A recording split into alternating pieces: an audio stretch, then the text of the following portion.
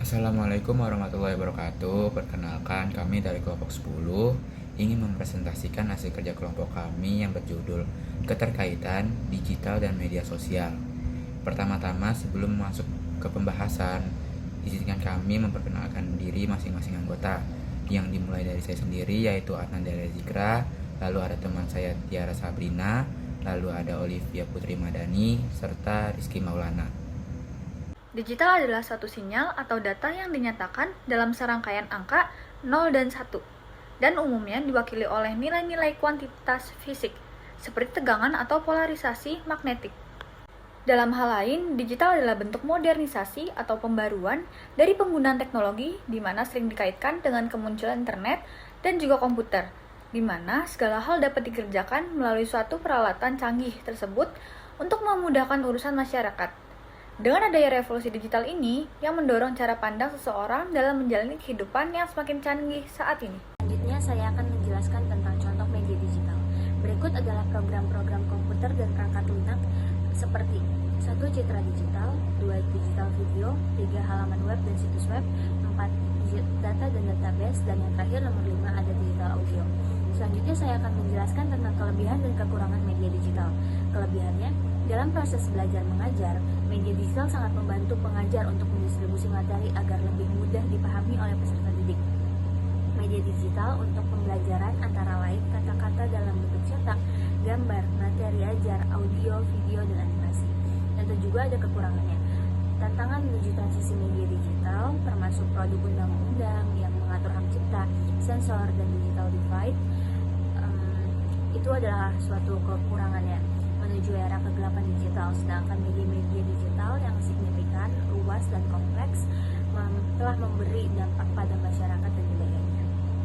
Definisi media sosial. Media sosial adalah platform digital yang memfasilitasi penggunanya untuk saling bersosial, baik itu komunikasi atau membagikan konten berupa tulisan, foto, dan video. Lalu ada karakteristik media sosial.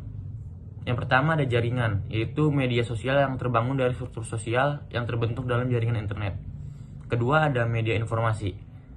Kemudian akses informasi secara cepat dalam berbagai konten, baik itu tulisan, foto, dan video. Yang ketiga ada media arsip. Media arsip itu merupakan sebuah karakter yang akan menjelaskan bahwa informasi telah tersimpan dan bisa diakses kapanpun dan melalui perangkat apapun. Lalu yang keempat ada media interaksi. Media interaksi itu merupakan karakter umum setiap media, baik media konvensional maupun media sosial. Tetapi karakter dasar dari media sosial adalah terbentuknya jaringan. Lalu kelima ada simulasi sosial. Simulasi sosial itu interaksi yang terjadi di media sosial mampu menggambarkan realitas yang terjadi, akan tetapi interaksi yang terjadi adalah simulasi yang terkadang berbeda sama dalam kehidupan nyata. Selanjutnya pembahasan yaitu jenis-jenis media sosial. Yang pertama ada situs jejaring sosial. Platform ini membantu seluruh pengguna internet tetap terhubung dengan teman, keluarga, merek, dan perusahaan. Yang kedua ada ulasan atau review. Situs media sosial ini menampilkan review dari para pembeli terhadap produk atau jasanya. Yang ketiga ada media sharing. Konten visual seperti gambar, suara, ilustrasi yang dapat menarik perhatian banyak orang. Yang keempat adalah situs forum, media yang digunakan untuk memperbincangkan suatu hal atau topik spesifik. Yang kelima adalah situs kolaborasi, yaitu di mana jenis media sosial yang memberikan kesempatan penggunanya untuk melakukan kolaborasi. Lalu kita masuk ke dalam pembahasan selanjutnya, yaitu contoh-contoh media sosial. Yang sekarang kita tahu banyak sekali media sosial yang ada di HP kita atau ada di manapun atau yang kita pakai, seperti WhatsApp, Instagram, Facebook, YouTube, dan TikTok. Lalu kita masuk ke dalam kekurangan media sosial. Di mana ada kelebihan pasti ada kekurangan. Yaitu yang kekurangan yang pertama adalah sering disalahgunakan, kontrol yang terbatas, munculnya situs yang tidak pantas, efek kecanduan, dan maraknya fake account. Lalu ada kelebihan media sosial. Kelebihan media sosial bisa mendapatkan banyak teman dari mana saja, berbagi informasi secara real time, bisa menjalin silaturahmi. Interaksi yang terjadi di media sosial mampu menggambarkan realitas yang terjadi, akan tetapi interaksi yang terjadi adalah simulasi yang terkadang berbeda sama dalam kehidupan nyata. Bisa menjalin silaturahmi sesama teman ataupun saudara, keluarga, lalu lebih cepat mendapatkan informasi, terutama apabila kita mempunyai akun Twitter yang pasti ketahuan nomor trendingnya.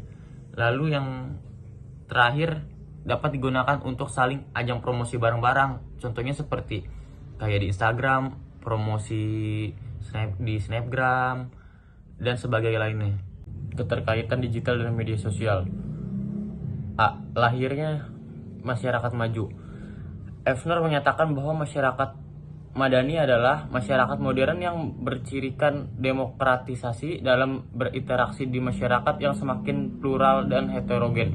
Dalam keadaan seperti ini, masyarakat diharapkan mampu mengorganisasi dirinya dan tumbuh kesadaran diri dalam mewujudkan peradaban. Mereka akhirnya mampu mengatasi dan beraktisipasi dalam kondisi global, kompleks, penuh persaingan dan perbedaan. Keterkaitan digital dalam media sosial di dalam dunia bisnis, yaitu menurut riset Gartner, perubahan pola ke arah aktivitas online ini sangat dipengaruhi oleh tinggi penggunaan perangkat bergerak seperti ponsel pintar dan juga tablet. Yang lebih spesifik dalam dunia digital, salah satunya media sosial, sangat memiliki pengaruh terhadap bisnis. Politik. Peran media dalam melakukan aktivitas virtual yang memberikan kemudahan untuk melakukan aktivitas-aktivitas yang diharuskan hadir dan bertatap muka, namun ada suatu kendala yang menghambatnya, kemudian bisa dilakukan dengan cara virtual. Ketika sedang berperan di dalam bidang politik, komunikasi yang baik dan wawasan yang luas sangat dibutuhkan, karena dalam prosesnya bukan hanya mempunyai nyali untuk tampil dan berbicara saja. Maka dari itu, media mempunyai peran penting untuk bisa memperoleh informasi dan wawasan yang lebih, dan harus tetap diperhatikan sumbernya. Lalu kita masuk ke budaya.